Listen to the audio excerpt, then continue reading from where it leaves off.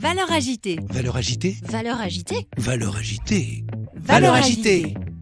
Bonjour et bienvenue sur Valeurs agitées, votre premier podcast pratico-pratique pour mieux vivre au travail. Chaque semaine avec mes invités, nous croisons nos regards sur les valeurs de ce nouveau monde et partageons nos secrets pour gagner en efficacité et sérénité professionnelle. DG, DRH, manager, vous avez des enjeux de transformation ou tout simplement souhaitez être plus performant et plus épanoui dans votre vie professionnelle? Alors ce podcast est fait pour vous.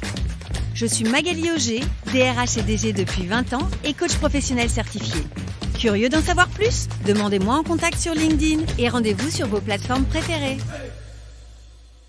Être optimiste ne c'est pas être naïf. Ou alors ça voudrait dire que tous les gens qui ont de l'espoir sont des naïfs. Non, parce que des fois on a raison d'avoir de l'espoir.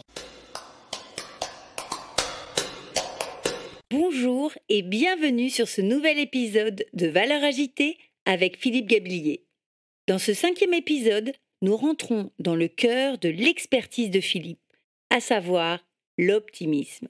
Philippe va répondre à toutes mes questions. Et vous me connaissez, j'en ai beaucoup. Je vous souhaite une très belle écoute. Philippe, puisque tu es auteur de L'éloge de l'optimisme, c'est quoi pour toi l'optimisme ? L'optimisme, c'est une confiance d'abord, l'optimisme. Il y a deux choses. C'est une attitude qui a deux caractéristiques. C'est une attitude de confiance a priori. De confiance a priori envers moi, envers les autres, envers le monde, voilà. Mais c'est une confiance qui est mêlée de la conviction que si à un moment donné ça se passe mal, ben on saura réagir, quoi. Il y aura des choses à faire. Donc c'est à la fois confiance et conviction qu'on peut agir. Mais il faut bien comprendre que l'optimisme, c'est deux choses dans le fond. C'est un trait de caractère qu'ont certaines personnes. Ça, c'est une chose. Il y a des gens, on en connaît, ils sont plus optimistes que la moyenne. Voilà. Tu dois en faire partie, moi j'en fais partie. Il se trouve que pour des raisons d'éducation, de culture, voilà, même d'ailleurs, il y a même des interprétations biochimiques là-dessus. Il y a des hommes ou des femmes qui sont plus optimistes que d'autres. Donc ça, c'est le trait de caractère. C'est l'optimisme, on appellera ça ontologique. Ontologique, c'est-à-dire il est en moi, quoi. Et puis, il y a un optimisme méthodologique. C'est autre chose. L'optimisme méthodologique, c'est une façon raisonnée d'interagir avec l'autre pour le mettre en énergie positive. Tout à fait différent. L'optimisme méthodologique, c'est l'outil de travail du prof, du manager, de l'éducateur social, du médecin, du soignant au pied du lit du patient, du médecin qui analyse avec un patient ses dernières analyses, justement. Donc, l'optimisme méthodologique, c'est aussi une façon d'interagir qui va donner envie de faire, envie de vivre, envie de survivre, envie de sortir de la précarité, envie de se soigner, etc. Donc, l'aspect psychologique, ontologique, bon, si tu veux, voilà, il y en a qui sont plus que d'autres. Est-ce qu'on peut devenir optimiste ? Est-ce qu'on peut apprendre à être optimiste ? On peut apprendre à se comporter de façon plus optimiste dans des situations d'incertitude. Voilà. Mais on ne fera pas tellement ça pour soi, tu vois. On fera ça pour les autres, pour ceux qui sont en face de nous. Après, le trait de caractère, tu veux, voilà, on est... les cognitivistes disent on a deux circuits, en fait, dont on hérite à la naissance, hein, dans le cerveau. On a un circuit de l'espoir et un circuit de la peur. Un circuit de l'espoir qui nourrira, entre autres, notre capacité à devenir optimiste, et un circuit de la peur qui nourrira notre capacité, qui heureusement existe aussi, à réagir de façon pessimiste dans certaines situations, ne serait-ce que pour nous sauvegarder. Mais ça, c'est quelque chose qui est dans le logiciel, quoi, tu vois. On a tous un logiciel à l'âge adulte qui s'est constitué avec un certain équilibre, assez stable d'ailleurs entre les deux. Mais c'est aussi compliqué pour un optimiste pur jus de dire, allez, il faut que je sois plus pessimiste, que le contraire, quoi, hein, ça va pas. En revanche, l'optimiste congénital, il peut parfaitement avoir appris une approche plus pessimiste des situations, ben justement parce que son métier l'exige, tu vois. Si tu es un hyper optimiste, mais que tu es responsable de la sécurité sur un site Céveso, tu as beau être un grand optimiste, tu sais que ton job, ça va être d'anticiper des risques. Et il viendra à personne l'idée de te dire « Oh, quand même, les scénarios de crise sur le site nucléaire, est-ce que tu peux être pessimiste ?» Ben non, je fais mon job, c'est tout. Hein, et de même que tu vas avoir des gens, on voit dans le monde médical, on en voit pas mal, qui sont des personnes qui sont effectivement, qui ont plutôt un caractère pessimiste, méfiant, tout ça, mais ils doivent soigner les gens. Donc, voilà, il y a une espèce de nécessité d'ordre moral à mettre en avant chez ces gens qui sont leurs patients leurs forces, les marges de manœuvre pour le traitement, affirmer coûte que coûte que l'amélioration de la santé va être possible, leur donner envie de passer à l'action et de suivre le traitement qui a été donné. Tu vois, le problème du mot optimiste, si tu veux, c'est qu'il est très souvent confondu, c'est pas de moi, la citation, c'est Éric Emmanuel Schmitt, le romancier, qui disait ça. L'optimisme est trop souvent confondu avec sa caricature. Voilà. L'optimisme, c'est pas le smiley, c'est pas je vais bien, tout va bien, les lunettes rose bonbon sur le nez. Non, ça sont des stéréotypes. C'est pas la méthode Coué. Ça pourrait, mais la méthode Coué, c'est quelque chose qui est extrêmement intéressant pour le coup. Alors là, ce qui est très injuste par rapport à la méthode Coué, c'est que beaucoup de gens croient, parce qu'ils n'ont jamais lu Émile Coué, que la méthode Coué, c'est prendre ses désirs pour des réalités. Pas du tout. Non, non, là, on a en France d'ailleurs un grand spécialiste francophone de la méthode Coué qui l'a remise au goût du jour, qui s'appelle Luc Tessier-Dorfeuille, et qui a vraiment fait des travaux mais de revulgarisation pour les hommes et les femmes du XXIe siècle de ce qu'est réellement la méthode Coué, qui est intéressante. Et il y a effectivement un optimisme derrière. Contrairement à ce qu'on croit, la méthode Coué, c'est pas dire que tout va bien. C'est dire que tout peut s'améliorer. C'est pas la même chose. Et c'est plus facile de faire passer. Tu vois, quand tu t'occupes de gens qui sont dans la grande précarité, par exemple, et qui sont vraiment dans la panade, ça sert à rien de leur dire que tout va bien. Ça, c'est la pensée positive mal comprise, tu vois. En revanche, leur dire, écoute, il y a des possibilités, il y a des solutions. Il y a des gens qui étaient dans la même situation que toi il y a 2 ans. Maintenant, ils sont sortis de la précarité. Ils sont repartis dans un processus d'inclusion. Voilà, on va travailler on va regarder les aides auxquelles tu as droit. On va voir si on pourrait te former. Le rôle du travailleur social, c'est d'être une espèce de machine à nourrir le circuit optimiste, le circuit cognitif optimiste de ses bénéficiaires. Tu vois, par exemple.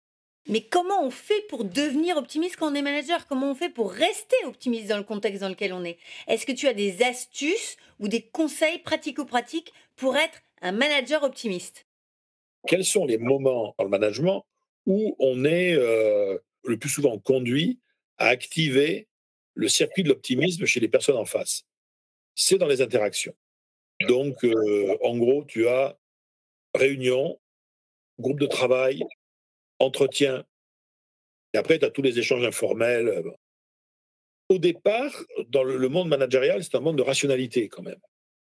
Donc, l'optimisme managérial, c'est d'abord un processus d'influence et qui est fondé sur une certaine rhétorique. Ça va être une certaine façon d'aborder les problèmes et les difficultés. Et donc, tu vois, les grands fondamentaux de la posture optimiste en management, moi, j'en ai 4-5 que je trouve assez efficaces parce qu'on peut les activer en réunion, quoi, tu vois. Dès qu'on est ensemble, on peut travailler dessus. Moi, je dirais, le premier, c'est se réconcilier avec ses faiblesses pour pouvoir mieux travailler sur ses points forts. Donc, c'est vraiment dire, attendez, il y a des domaines où on n'est pas géniaux, mais de toute façon, on ne peut pas tous les améliorer. Donc, on a davantage de chances de pouvoir faire la différence avec nos clients, nos fournisseurs, pour nous en interne, en identifiant nos points forts et en capitalisant dessus. Donc, les stratégies des points forts, ça, c'est le premier point. Le deuxième point, c'est faire une guerre sans merci à ce que j'appelle, il n'y a pas que moi d'ailleurs qui l'appelle comme ça, la rumination. La rumination, c'est l'identification prioritaire des choses qui ne vont pas et auxquelles on ne peut rien. Et la chasse à ça, ça s'appelle la chasse aux marges de manœuvre, trouver des options auxquelles on n'avait pas pensé, où sont nos zones de liberté, où est-ce qu'on peut influencer le bazar, même un tout petit peu. Deuxième truc. Troisième élément, savoir quand c'est nécessaire, renoncer définitivement au perfectionnisme et comprendre que la vie réelle n'est faite que de solutions imparfaites, partielles et le plus souvent temporaires. Donc, il ne s'agit pas d'avoir le droit à l'erreur, il s'agit d'avoir le devoir d'essayer. Et après, on verra ce qui se passera. Donc ça c'est quelque chose qui peut remettre des gens en énergie. Tu vas avoir une quatrième idée aussi, qui est de dire, on peut faire tous les plans d'action qu'on veut, ça ne se passera jamais comme prévu. La plus grande surprise que puisse te faire un plan d'action, c'est de se dérouler comme prévu. Donc, qu'on le veuille ou non, on doit, si on veut être serein, se préparer à des inattendus. On va se préparer à des trucs qui vont nous surprendre. Et à ce moment-là, on verra ce qu'on pourra en faire. D'ailleurs, tu vois, c'est une idée qui est très intéressante dans la posture optimiste. La posture optimiste, c'est une posture d'optimisation de la réalité.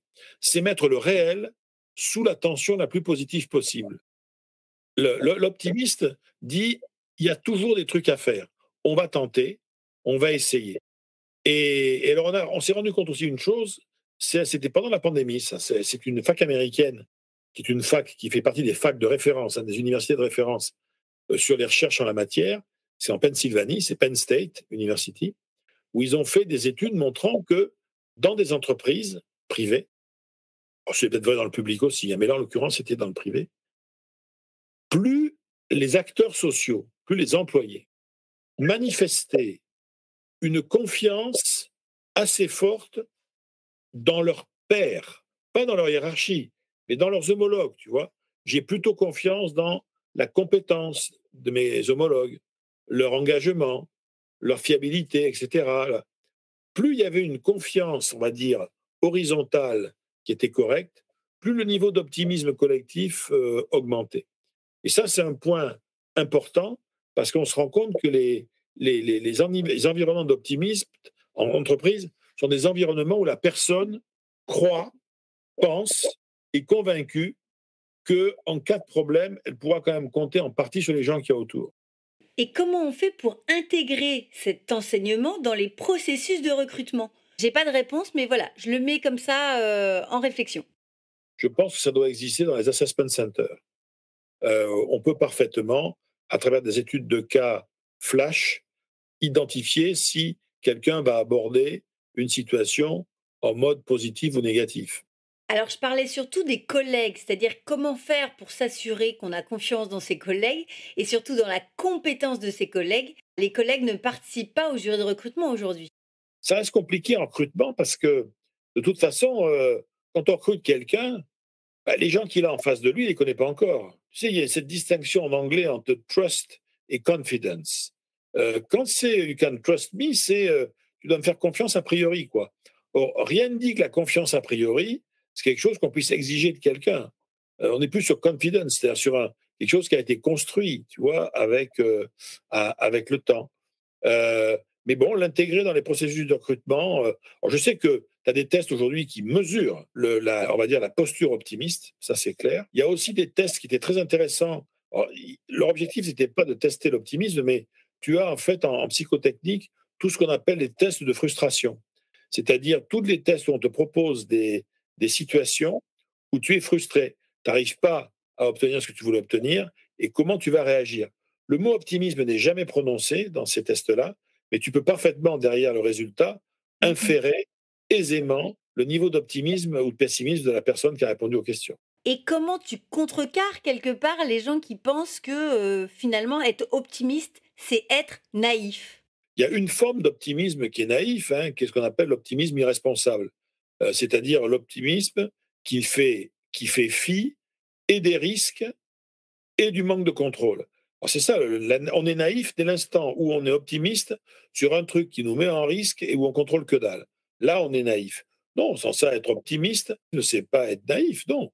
Ou alors, ça voudrait dire que tous les gens qui ont de l'espoir sont des naïfs. Non, parce que des fois, on a raison d'avoir de l'espoir, ça va marcher. Il y a des gens qui, parce qu'ils ont eu de l'espoir, ils ont guéri, ils ont fini par trouver du boulot alors qu'ils n'avaient pas le profil, etc.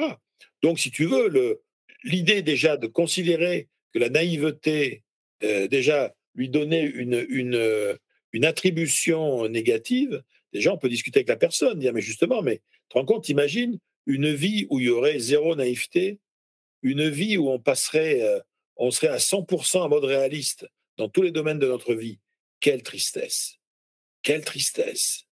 Et quelle différence tu fais entre optimisme et idéalisme? Un optimiste est-il idéaliste? Et un idéaliste est-il optimiste? L'idéalisme, c'est vraiment le fait de... Il existe quelque part une réalité idéale vis-à-vis de laquelle je dois m'en rapprocher, et dès l'instant où je m'en éloigne, ça me plombe le moral, quoi. La caractéristique de l'idéalisme, c'est qu'il n'est justement pas dans le réel. Or, l'optimisme, c'est un processus d'optimisation du réel, tu vois. Confronté à un emmerdement, l'optimiste va dire ce qui vient de se passer là, franchement, je m'en serais bien passé. Mais c'est arrivé. C'est comme ça. Je le regrette. Ça m'a mis en colère. Ça m'a rendu triste. Ça m'a fait peur. Ça m'a dégoûté. Mais c'est comme ça. Et maintenant que c'est arrivé, qu'est-ce que je vais bien pouvoir essayer d'en faire? C'est-à-dire que la caractéristique de l'optimiste, c'est que face aux épreuves, face à l'adversité, c'est quelqu'un qui va raisonner en mode compost, tu vois. D'ailleurs, on prend du déchet. Alors, ça peut être du déchet de vie, du déchet d'histoire, du déchet de relation, du déchet d'amour. Et avec ça, je vais faire autre chose. Ainsi s'achève notre 5e épisode avec Philippe Gabillier. Je suis sûre que vous n'aviez jamais entendu parler de l'optimisme de cette manière-là. Je vous donne rendez-vous tout de suite sur le 6e épisode où nous allons parler résilience et antifragilité. À tout de suite. Vous avez aimé cet épisode ? Donnez-lui 5 étoiles sur votre plateforme de podcast préférée.